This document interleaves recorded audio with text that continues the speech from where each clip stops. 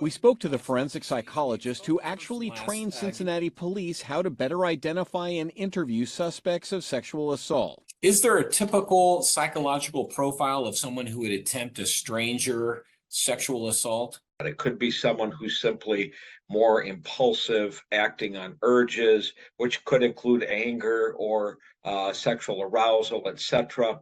It could also be someone that's very much more introverted, that doesn't have good relational skills with other people. Is there an inclination for someone to escalate the crime? Absolutely. And, over time, we don't know which perpetrators will become more physically assaultive and violent, but we do know the majority likely will. And does the fact that this happened in broad daylight on a busy street in front of residences and businesses mean anything to you?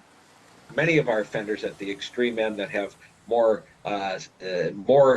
violence in their history and or psychopathic traits just don't care if they get caught. But the narcissism in their heads going with, I'm not going to get caught. I'm going to do what I want to do, get away with it, and move on. Does someone who attacks an adult woman have an inclination to attack a child?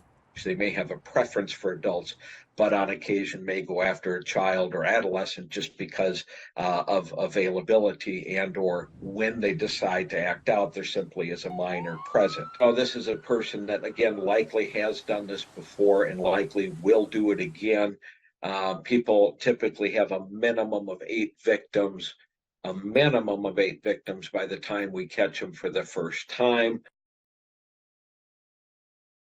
From breaking news to feel-good stories, Local 12 has it all. Tap subscribe and hit the links to find out more.